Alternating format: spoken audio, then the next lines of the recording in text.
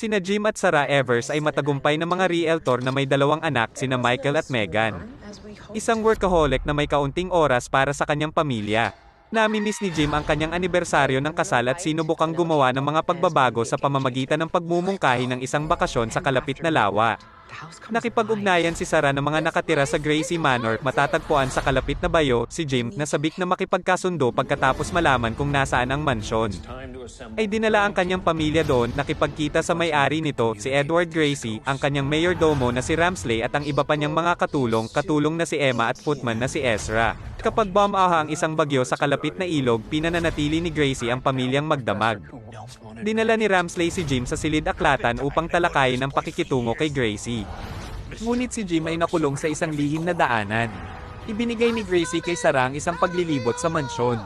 Tinatalakay ang kanyang nakaraan at ang pagkamatay ng kanyang lolo pagkatapos ng pagpapakamatay ng kanyang kasintahan, si Elizabeth Henshaw. Sinusundan ni na Megan at Michael ang isang parang multo na globo sa attic kung saan nakakita sila ng larawan ng isang babae na halos magkahawig kay Sarah.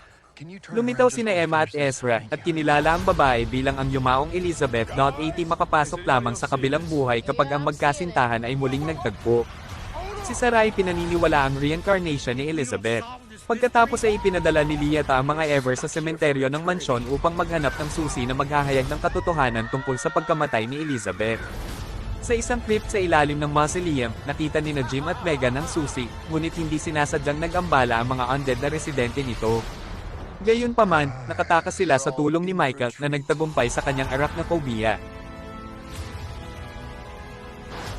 Dinala sila ni Lieta sa isang puno ng kahoy sa attic na binuksan ni Jim upang mahanap ang isang liham na isinulat ni Elizabeth kay Gracie.